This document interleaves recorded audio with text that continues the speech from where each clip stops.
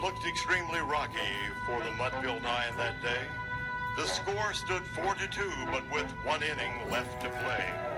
So when Cooney died at second and Burroughs did the same, a pall-like silence fell upon the patrons of the game.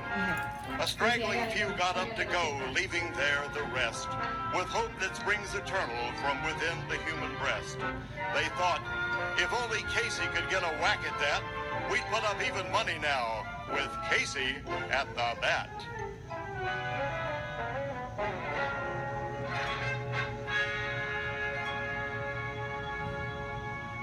But Flynn preceded Casey, and likewise so did Blake. And the former was a pudding, and the latter was a fake.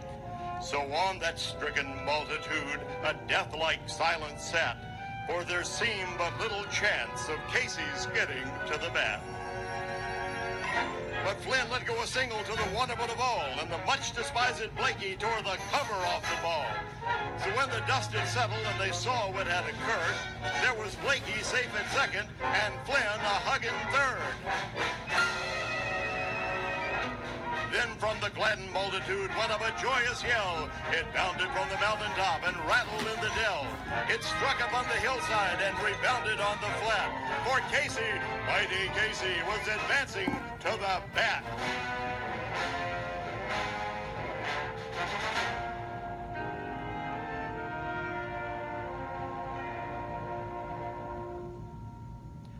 There was ease in Casey's manner as he stepped into his place. There was pride in Casey's bearing and a smile on Casey's face. And when responding to the cheers, he lightly doffed his hat. No stranger in the crowd could doubt 'twas Casey at the bat. 10,000 eyes were on him as he rubbed his hands with dirt. 5,000 tongues applauded as he wiped them on his shirt. And when the writhing pitcher ground the ball into his hip, defiance glanced from Casey's eyes, and a sneer curled Casey's lip.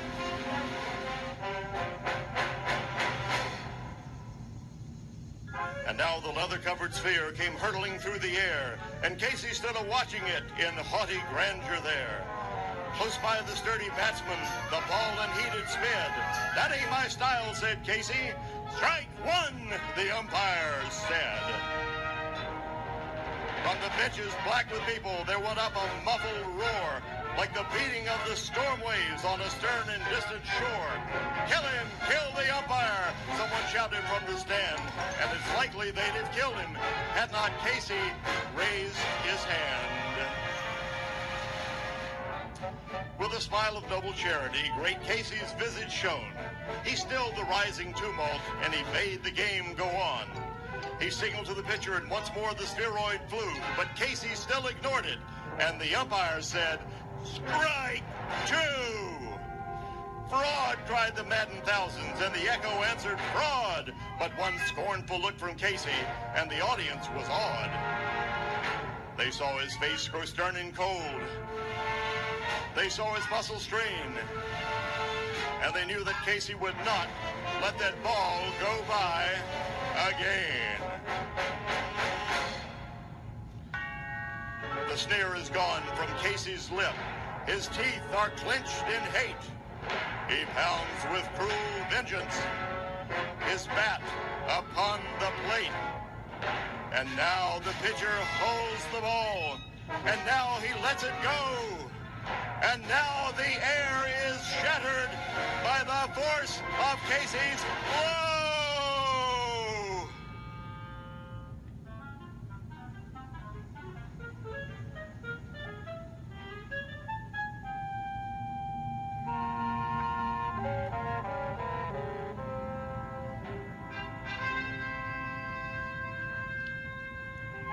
Oh, somewhere in this favored land, the sun is shining bright. The band is playing somewhere, and somewhere hearts are light. Somewhere men are laughing, and somewhere children shout. But there is no joy in Mudville. Mighty Casey has struck out.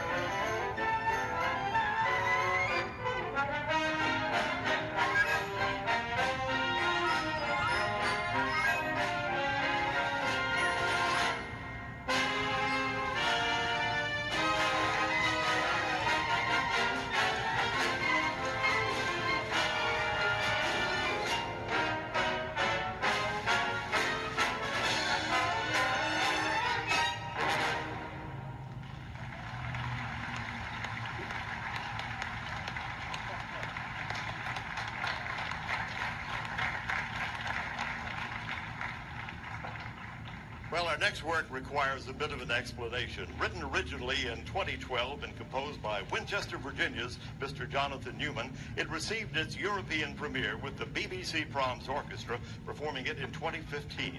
The Tradoc Band recently contacted Mr. Newman in preparation for a series of recordings, and we were honored that he gave us permission to record. Mr. Newman's piece is a raucous, bold, and unbridled work full of rhythm, an extra heavy dose of trombone, and a perfect fusion of rock, funk, and jazz. Hold on to your socks for this one.